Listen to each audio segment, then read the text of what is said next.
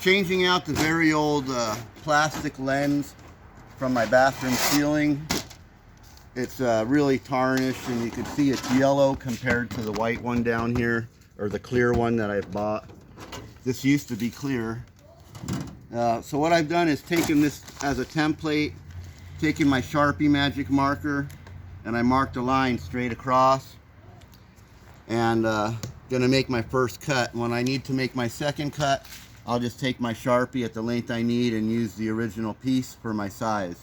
So let's go ahead, and after watching a couple videos on YouTube with people using razor knives, small 3-inch grinder blades, and other techniques, I don't have that option, and I don't have the blade another guy used for paneling with the tight small teeth.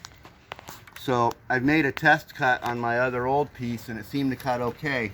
So to get this done really fast, you're just going to set your blade a little bit deep, cut it on top of a piece of wood so that the edge is hanging down a little bit, and I want to cut into my wood just to make sure I get through my plastic. So I'm just slightly deeper than my plastic there, and here we go.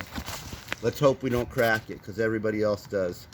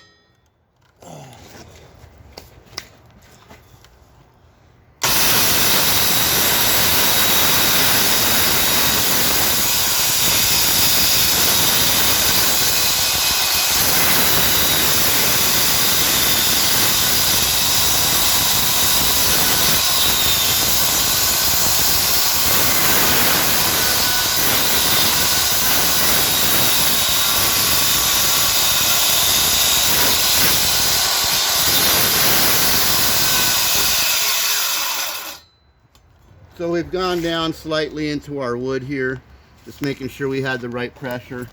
And as you can see at the bottom edge there, we've got absolutely no cracking at all. It's a really clean cut, and fastest cut is with the skill saw, I believe, the cleanest and fastest.